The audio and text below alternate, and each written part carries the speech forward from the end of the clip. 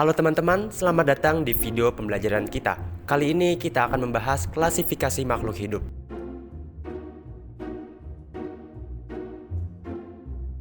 Sebelum memulai, yuk kita lihat dulu apa saja pembelajaran kita hari ini. Setelah menonton video ini, kalian diharapkan dapat memahami ciri umum makhluk hidup, memahami alasan dan tujuan makhluk hidup diklasifikasikan, memahami urutan tingkatan takson dari yang tertinggi ke yang terendah, serta memahami 5 kingdom makhluk hidup beserta contoh sederhana. Nah, setelah kita tahu tujuannya, langsung saja kita mulai pembelajarannya. Ciri umum makhluk hidup. Pertama-tama, apa saja ciri-ciri umum yang membuat suatu entitas disebut makhluk hidup? Mari kita bahas satu persatu. Pertama, kemampuan bergerak.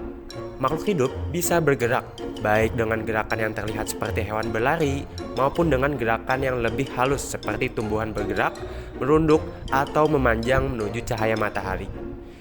Yang kedua, tumbuh dan berkembang. Semua makhluk hidup mengalami pertumbuhan, mulai dari ukuran hingga kecil sampai dewasa. Contohnya, ulat yang menjadi kepompong lalu berubah menjadi kupu-kupu. Yang ketiga, bernapas. Makhluk hidup menukar gas dengan lingkungan. Hewan mengambil oksigen dan mengeluarkan karbon dioksida, sedangkan tumbuhan juga bernapas melalui stomata di daunnya. Lalu yang keempat, bereproduksi. Agar spesies tidak punah, makhluk hidup bisa menghasilkan keturunan. Ada yang secara seksual, misalnya hewan yang bertelur atau melahirkan. Dan ada juga yang aseksual, seperti bakteri yang membelah diri. Yang kelima, merespon dengan rangsangan. Makhluk hidup dapat merasakan perubahan di sekitarnya dan memberi reaksi. Misalnya, ketika kita menyentuh sesuatu yang panas, tangan kita otomatis menarik diri. Pada tumbuhan, bunga matahari mengikuti arah sinar matahari. Yang keenam, menggunakan energi. Ya, makhluk hidup memerlukan energi untuk bertahan hidup. Hewan mendapatkan energi dari makanan, sedangkan tumbuhan memanfaatkan cahaya matahari untuk melakukan fotosintesis. Yang ketujuh, mengeluarkan zat sisa. Setelah memproses makanan dan melakukan metabolisme, tubuh makhluk hidup membuang zat sisa atau limbah. Misalnya kotoran hewan atau oksigen yang dihasilkan tumbuhan. Kedelapan, terdiri dari sel. Semua makhluk hidup tersusun dari satu atau lebih sel. Sel adalah unit terkecil kehidupan yang menjalankan semua proses di dalam tubuh.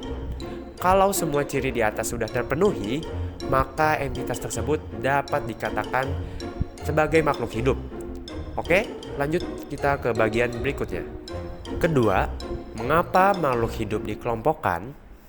Bayangkan kita memiliki ribuan spesies hewan dan tumbuhan, mulai dari gajah, kupu-kupu, hingga bakteri.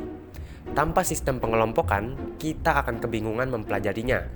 Oleh karena itu, ilmuwan menciptakan klasifikasi untuk mengelompokkan makhluk hidup berdasarkan persamaan dan perbedaan mereka. Dengan klasifikasi, kita bisa lebih mudah membedakan kambing dan domba. Misalnya, dengan melihat bentuk tunduk, karakter bulu, atau kebiasaan mereka. Tanpa klasifikasi, kita harus membandingkan satu persatu tanpa kerangka yang jelas.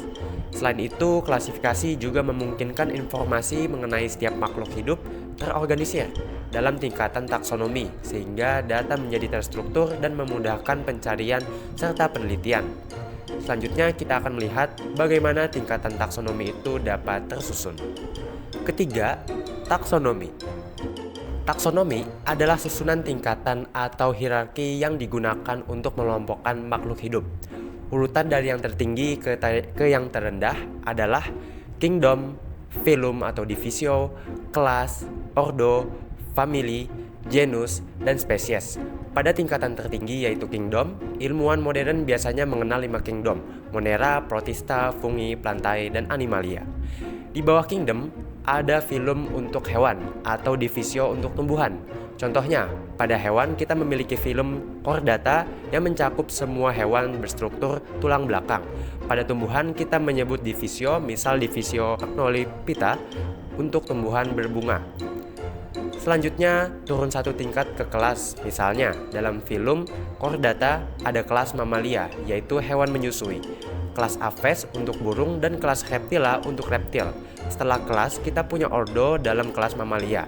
Ada ordo Carnivora yang mencakup hewan pemakan daging seperti kucing dan anjing, serta ordo Primates yang mencakup primata seperti monyet dan juga manusia.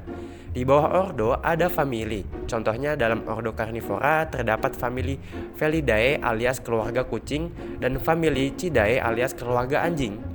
Setelah famili, kita masuk ke tingkat genus. Genus adalah kelompok di bawah famili yang memiliki persamaan ciri seperti genus Felis yang meliputi kucing kecil seperti kucing rumah dan kucing hutan.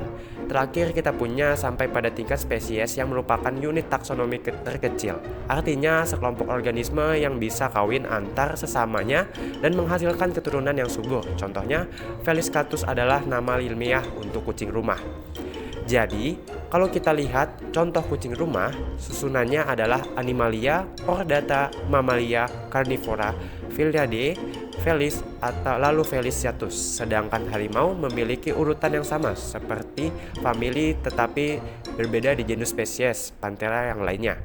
Dengan begitu, kita dapat memahami persamaan dan perbedaan antara kucing dan harimau secara sistematis. Dan yang terakhir, sistem 5 kingdom. Sekarang mari kita bahas sistem 5 kingdom yang sempat disebutkan tadi. Robert Whittaker pada tahun 1969 mengusulkan 5 kingdom untuk mengelompokkan makhluk hidup berdasarkan karakteristik dasar mereka. Pertama, kingdom Monera. Organisme di sini bersel tunggal tanpa inti sejati atau disebut prokaryotik. Contohnya adalah bakteri seperti Escherichia coli dan alga biru atau Cyanobacteria. Lalu yang kedua adalah kingdom Protista. Organisme di sini, kingdom ini bersel tunggal atau multiseluler, sederhana dan sudah memiliki inti atau disebut eukariotik. Contohnya adalah Amoeba proteus, Paramecium, dan beberapa jenis alga lainnya. Lalu yang ketiga adalah kingdom Fungi. Mereka adalah organisme eukariotik multiseluler yang tidak melakukan fotosintesis dan hidup sebagai pengurai atau sporofit. Contoh yang sering kita jumpai adalah jamur roti seperti Rhizopus dan jamur kuping seperti Auricula Yude. Kemudian yang keempat, kingdom Plantae. Organisme eukariotik multiseluler yang mampu melakukan fotosintesis sehingga disebut autotrof. Contoh sederhananya adalah rumput, pohon mangga, dan juga paku-pakuan.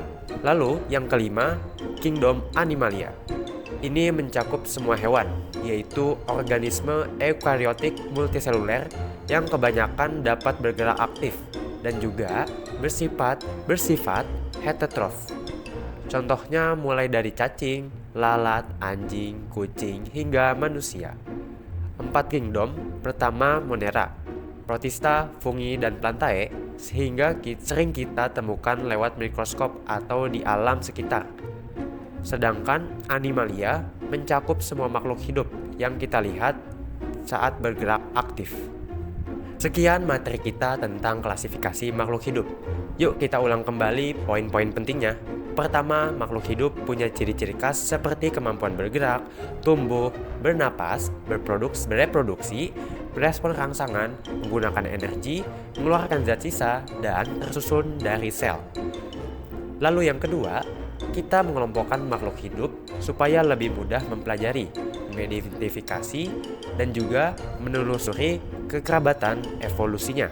Semoga teman-teman sekarang sudah lebih paham. Kalau ada pertanyaan, langsung saja tanyakan ke guru kalian atau diskusi bersama teman-teman. Terima kasih yang sudah menonton, sampai jumpa di video berikutnya, dan tetap semangat belajar. Terima kasih.